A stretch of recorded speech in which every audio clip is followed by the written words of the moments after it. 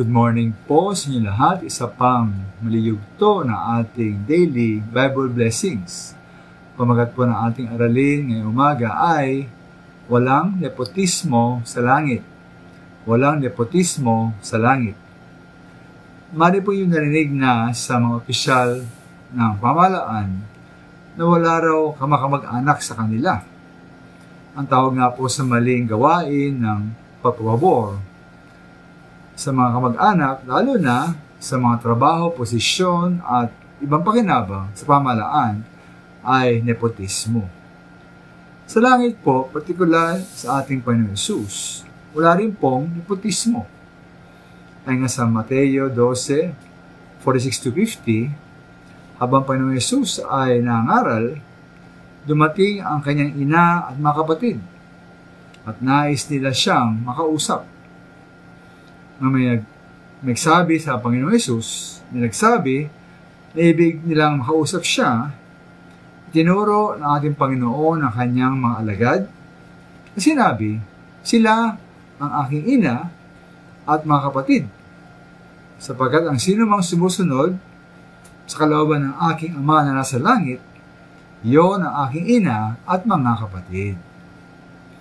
Kaya ba't hindi naman una-una rito, ito may ikita, na hindi gaanong mahalaga sa pagkakaroon ng tunay na ugnayan o relasyon sa ating Panginoong Hesus ang anumang inakala nating koneksyon sa Kanya. Mari ito ang pagiging kasabi ng isang grupo o iglesia. Hindi mahalaga po kahit nga ang reliyon o panampalataya ng ating mga kapamilya o kamag-anak. Kahit pastor pa ang iyong asawa, anak, lolo, o tatay. Ang mahalaga po, ikalawa, ay kung sinusunod natin ang kalooban ng Diyos. Ang mahalaga ay kung tinutupad natin ang kanyang mga utos. Halimbawa, sabi po sa unang Juan 3:23, na ito ang kanyang utos, na tayo ay sumampalataya kay Kristo at tayo ay magmahalan gaya ng inutos ng Panginoon sa atin.